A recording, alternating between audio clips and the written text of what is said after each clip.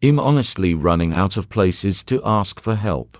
The police have been absolutely useless.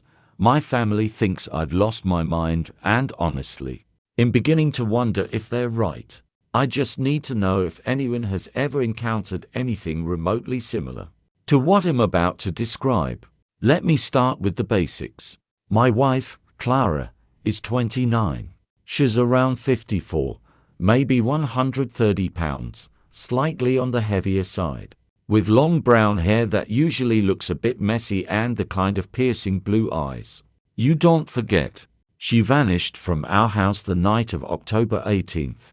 The last time I saw her was when she went into the main bathroom to take a shower around 7:30 p.m. I was in the living room. I can see the bathroom door directly from the couch. She never came back out. And before anyone suggests it, no, she didn't run away. Our marriage wasn't falling apart. She was anxious, imaginative, sometimes dramatic, sure, but we were good. She needed me. That's why none of this makes sense. Everything, I think, began about 2 weeks before she disappeared with the kitchen sink. I was checking my investment apps on my laptop when I heard her gasp, "Michael, can you come here?" She called from the kitchen. I'll admit, I was irritated. She was just washing dishes. I was the one busy working. When I got there, she was staring into the sink with her hands still covered in soap suds. She told me quietly, I thought I saw blood in the water." I leaned over. There was a faint pink tint spiraling down the drain. I shrugged and told her, "It's ketchup, Clara. Probably from dinner." "You're overthinking again." She gave me that small, embarrassed expression she always used when she knew she'd gotten carried away. "You're probably right," she said. "It just looked so dark." I returned to my laptop, thinking the whole thing was done. But the next night she called me again, and this time her voice was trembling. "Michael, it's happening again." I let out a loud sigh before I walked in. A reddish-brown puddle had collected near the drain. I'll admit, for a moment it looked strange enough that I almost bought into her worry. But logic was easy to lean on. "It's rust," I told her. "These pipes are ancient. I'll get a plumber." She relaxed instantly. "Right, rust. I'm just being silly." As always, she trusted whatever explanation I gave her. I didn't call the plumber. Work had been chaotic, and I'd gotten hooked on Vampire Survivors again. So every bit of free time disappeared into that. I kept forgetting. A few days later, the shower became a problem. I heard her scream, a sharp, startled sound, and paused my game.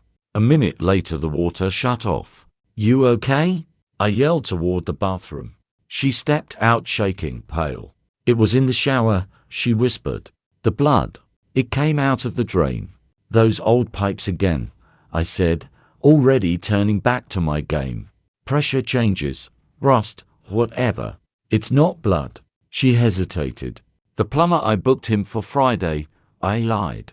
I really was planning to call in the morning.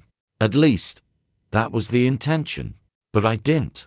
The so-called rust showed up repeatedly in the kitchen sink, the shower, even the toilet once. Every time it happened, she'd look to me for reassurance with those wide blue eyes.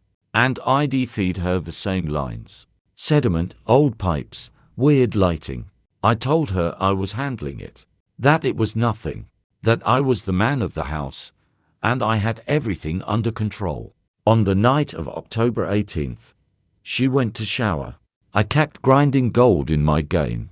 An hour passed then too. The water kept running steadily.